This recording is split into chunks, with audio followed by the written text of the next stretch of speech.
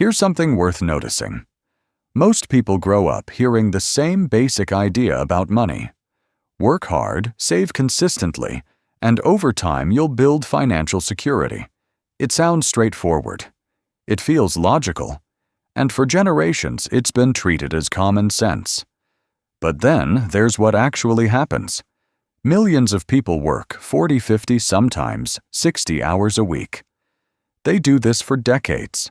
They follow the advice. They put money aside when they can. And yet, when you look at the numbers, a significant portion of them reach their 50s or 60s with very little wealth to show for all those years. Not because they were lazy. Not because they didn't try. They did everything they were told would work. So what's going on?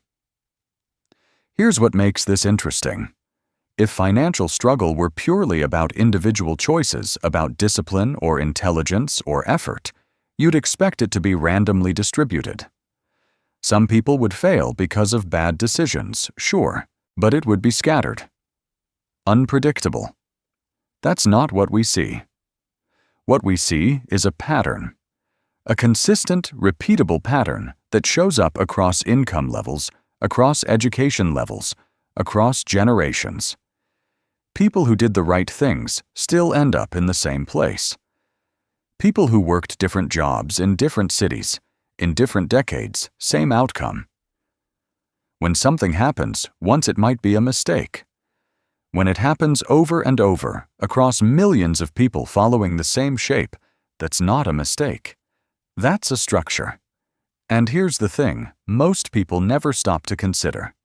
We spend our entire lives interacting with money, earning it, spending it, worrying about it. But very few of us have ever been taught what money actually is, where it comes from, how the system that governs it actually operates. We learn how to get a job. We learn how to open a bank account. We learn how to budget, sort of. But the underlying mechanics, the architecture that shapes whether the game is even winnable, that part gets skipped. Maybe that gap matters more than we realize. In this video, I'm going to walk through how the money system actually functions. Not the textbook version, but the version that affects everyday financial life. Not to tell anyone what to do, just to see the picture a little more clearly. Let's start with the most basic question. What is money? If you ask most people, they'll say something like, it's a medium of exchange, a way to store value, a unit of measurement for prices. And technically, that's all true. But there's a layer underneath that rarely gets discussed. Modern money. What economists call fiat currency has no intrinsic value. A dollar bill is a piece of paper. The numbers in your bank account are just data on a server. Unlike gold or silver, there's no physical substance backing it up. So where does its value come from? From agreement.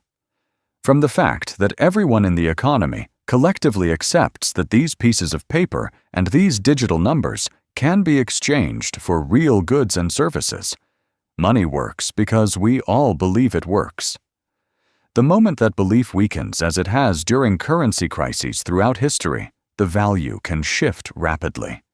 This isn't conspiracy theory. This is how economists describe fiat currency. It's a system built on trust. What this means in practical terms. When you receive a paycheck, you're not receiving wealth in a physical sense. You're receiving a claim on wealth. A promise that society will honor those numbers when you try to exchange them for something tangible. That promise has held up remarkably well in stable economies, but it's still a promise. Here's where it gets interesting. Where does money actually come from? The common image is that the government prints money and distributes it into the economy. That does happen, but it's only a small part of the picture. The vast majority of money in modern economies doesn't exist as physical cash. It exists as balances in bank accounts, digital entries. And most of that money is created through bank lending. When a bank makes a loan, it doesn't simply take money from depositors and hand it to borrowers. It creates new money by crediting the borrower's account. The bank types numbers into a computer, and money that didn't exist before now exists. This system is called fractional reserve banking. Banks are only required to keep a fraction of their deposits as reserves. The rest can be lent out. And when it's lent out, it becomes new money in the system. The result, every new loan creates new money. And every dollar of that new money represents a debt that someone owes to a bank. Think about that for a moment. The money in circulation, your salary, your savings, the numbers in your account. A large portion of it exists only because someone somewhere borrowed it into existence. Now follow the logic one step further. If money is created through debt and every debt comes with interest attached, something interesting happens. Imagine a simple scenario. A bank creates a loan of 100 units of currency at 5% interest. That act creates 100 units of new money in the economy, but the borrower has to pay back 105 units. Where does the extra 5 come from? It can only come from other loans, from other people borrowing money into existence, creating more currency in the system, some of which flows to the original borrower so they can make their interest payment. The implication. For the system to keep functioning without defaults cascading, total debt has to keep growing. New borrowing has to happen continuously, so there's enough money in circulation to cover the interest on existing debt. This isn't a flaw in the system. This is how the system is structured to operate. It helps explain why modern economies are oriented toward perpetual growth, why government debt keeps expanding, why consumers are encouraged to borrow. The system needs debt to exist, not because anyone is evil, but because that's the internal logic of the structure. Here's an observation that often goes unexamined. Not everyone who uses debt ends up in the same position. One pattern looks like this. A person borrows money to purchase things that lose value over time. A vehicle that depreciates electronics, that become obsolete experiences that create memories, but not assets. After the purchase, they have the same assets they had before, plus a debt obligation. Another pattern looks like this. A person borrows money to acquire things that have the potential to increase in value or generate income property. Business equity, financial instruments. After the purchase, they have a debt obligation, but they also have an asset. In the first pattern, debt is a pure cost.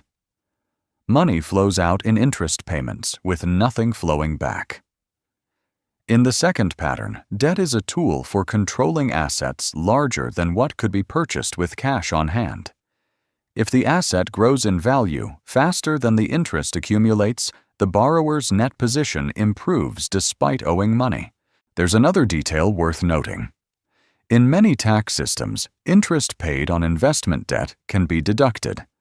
This means the effective cost of borrowing for investment purposes is lower than the stated rate. Meanwhile, interest on consumer debt is typically paid with after-tax income. Same tool, same mechanism of borrowing. But the outcomes diverge based on how it's used. I find myself wondering sometimes how much of this gets explained in standard financial education. The mechanics of budgeting, for sure. The importance of saving, absolutely. But the underlying architecture of how money and debt actually function in the system that seems to be left out more often than not. So now we've seen 4 basic mechanisms.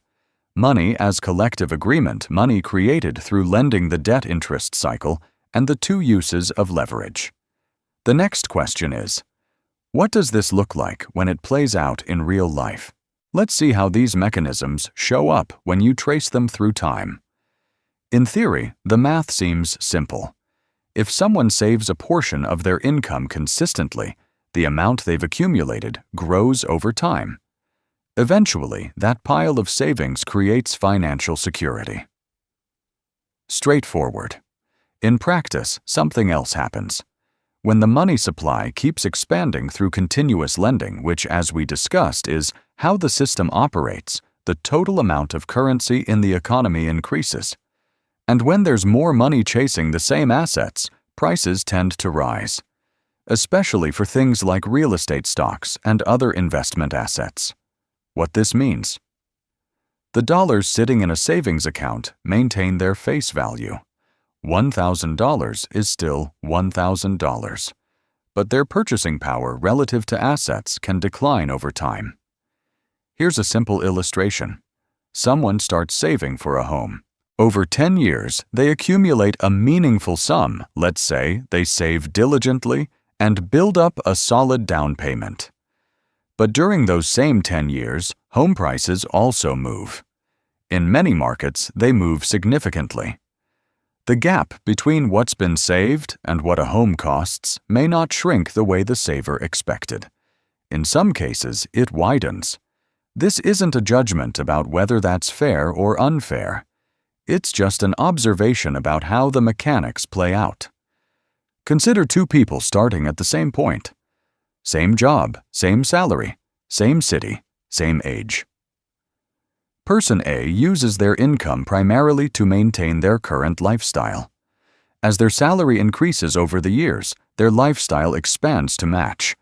A nicer apartment, a better car, more convenience. They save what's left over, which often isn't much. When they borrow, it's mostly for consumption things that provide immediate comfort, but don't generate returns. Person B keeps their lifestyle relatively flat, even as income grows. The gap between what they earn and what they spend gets directed toward acquiring assets. When they borrow, it's typically to control something that might appreciate or produce income over time. 20 years later, the picture looks different. Person A may have enjoyed a higher standard of living throughout those 2 decades, but their accumulated assets remain limited. Person B may have lived more modestly in the early years, but the assets they acquired had time to compound, especially if those assets rose in value alongside the expanding money supply. The divergence isn't about who worked harder or who was smarter. It's about which mechanisms each person's behavior aligned with. There's another way to visualize this. Think of money moving through the economy like water through a system. Some positions sit near the source, close to where new money enters the system. Financial institutions, large investors with access to low-cost borrowing entities that receive freshly created money first. Other positions sit further downstream. Wage earners who receive money only after it's passed through multiple layers. Consumers at the end of the chain. Those near the source access new money before prices have adjusted. Those downstream access money after prices have already moved. This isn't anyone's fault. It's just how the plumbing is arranged. I catch myself thinking about this sometimes when looking at price charts for housing or equities over the past few decades. The trajectory seems to favor those who got in earlier, who were positioned closer to the source. Whether that's by design or just emergent behavior of the system, I honestly don't know. These comparisons aren't meant to prove anything about what's right or wrong. They just illustrate a simple point. Financial outcomes don't depend only on individual effort. They also depend on position within the system and how a person's choices interact with the underlying mechanics, which raises a different kind of question, not about what to do, but about how we think about the problem in the first place. At this point, it might be worth examining some assumptions that tend to go unquestioned. The common narrative goes something like this. If someone struggles financially, it's because they lack discipline. They spend too much. They don't save enough. They made bad choices. The responsibility sits entirely on the individual, and personal responsibility is real. Choices do matter. But here's another way to look at it. When a pattern shows up at scale across millions of people, across decades following predictable contours, it stops being purely individual. It becomes structural. Blaming yourself for struggling within a system you don't fully understand can lead to shame. Shame tends to paralyze rather than clarify.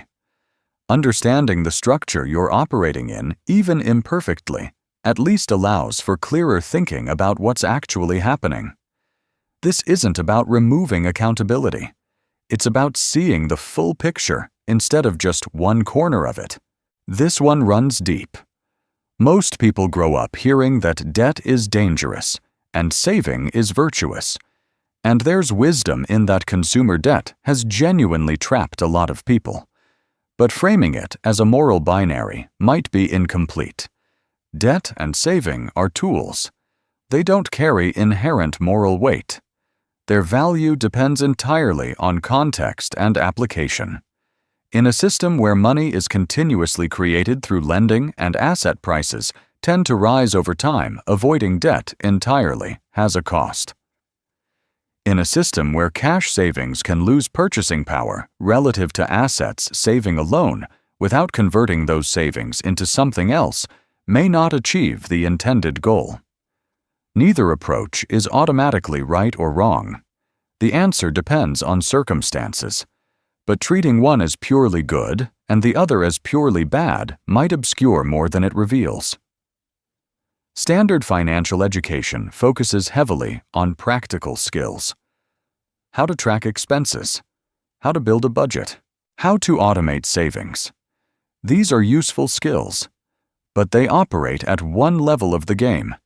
They teach you how to play better within the rules. What often gets left out is the rules themselves. How money is created, how the banking system functions, how inflation interacts with different asset classes, how leverage works. Not everyone needs to become an expert on monetary policy. But not knowing these layers exist can lead to decisions based on an incomplete map. Maybe before asking, "How do I save more?" there's value in asking, "How does saving actually function in this system?" Maybe before asking, "Is this too much debt?" There's value in asking, "What is this debt being used for?" Maybe before concluding, "I'm bad with money," there's value in understanding the mechanics that shape outcomes regardless of individual effort. Nothing in this video tells you what to do. The only intention here was to describe some mechanisms that are operating in the background mechanisms that don't usually get explained in school, in mainstream financial advice, or in everyday conversation. Understanding how a system works doesn't automatically change your position within it. Knowing the rules of a game doesn't guarantee you'll win. But it does change one thing. You stop blaming yourself for outcomes that have structural roots. And when the self-blame quiets down, it becomes easier to see what choices actually exist, not perfectly, but more clearly than before. Not to become wealthy, just to make decisions with a fuller picture. That's all this is. If this way of looking at things was useful, this channel will continue exploring similar territory, how financial systems intersect with the daily reality of people who work for a living. No advice, no formulas, no promises. Just an ongoing attempt to make visible the things that usually stay hidden. Subscribe if you want to continue that journey. Thanks for watching.